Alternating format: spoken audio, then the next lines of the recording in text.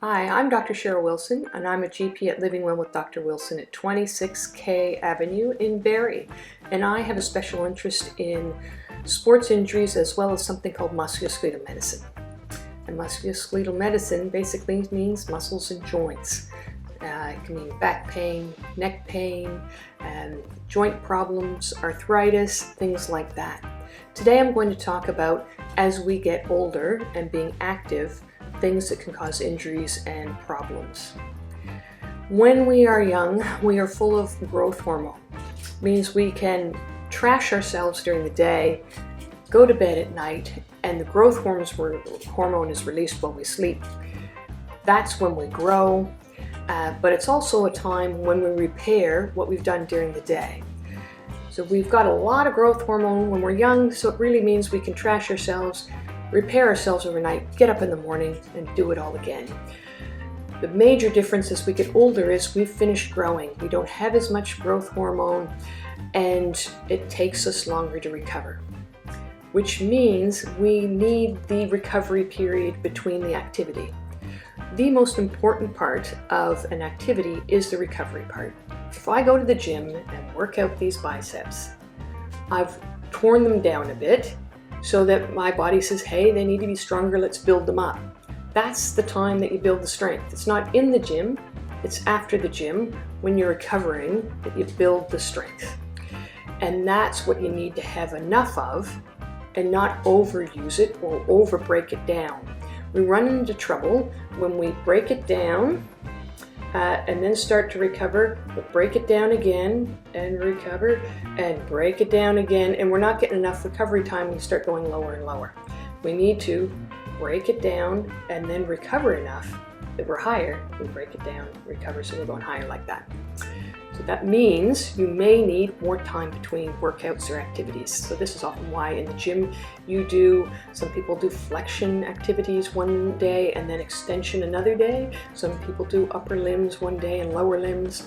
Whatever takes your fancy. Work with a certified personal trainer, an exercise physiologist, your physiotherapist to make sure you're doing it safely and well, but make sure you get the recovery time. My saying is, I've added on to the old use it or lose it, but don't abuse it.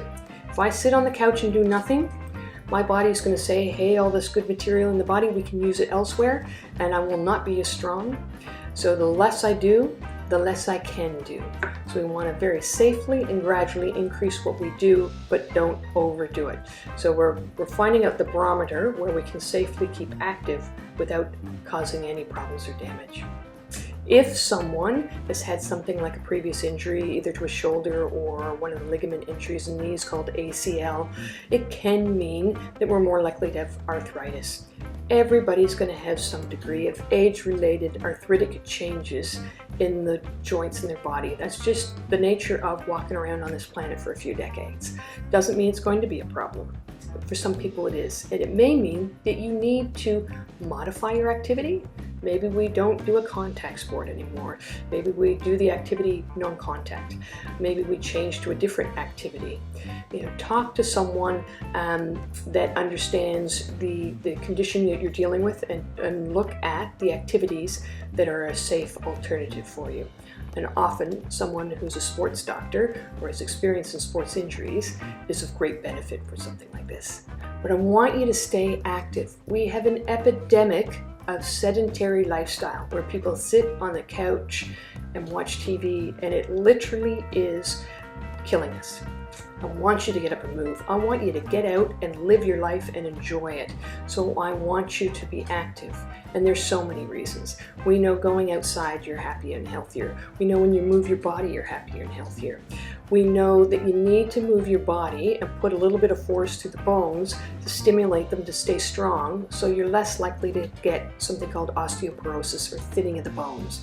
So if you take a little bit of a fall, you're not at increased risk of breaking a wrist or your hip. And we all know what happens when a hip fracture happens. They're in the hospital and complications can go from there. And I don't want that for you. The other thing is something called sarcopenia. Muscles get smaller. But you can build them back up. You can be 89, you can be 98 and build up your muscles. There is no age limit on it. But you want to have the adequate recovery and to do it safely. That's why things like our physios and our exercise physiologists are so fantastic. Or talking to someone that has experience in that. So we want you to move it so you stay healthier and you stay happier. And I want you to do exercises and activities that involve the balance. So that could be Tai Chi. That could be doing some really simple exercises that I prescribe all the time. It could be yoga. I like yoga. I can go and do the balancing. I can do the strengthening safely. I can keep my range of motion because we want to move our joints through the ranges so that we don't stiffen up and lose it, so we can keep doing the things we want to do. So you want functional strength. You want to maintain your balance so you're less likely to take a fall and hurt something. And you want to maintain your range of motion through stretching so that you can stay at home as long as possible and do the things you enjoy the most. This is about getting not just years in your life, but life in your years. So remember, use it or lose it, but don't abuse it. I hope this has been a benefit.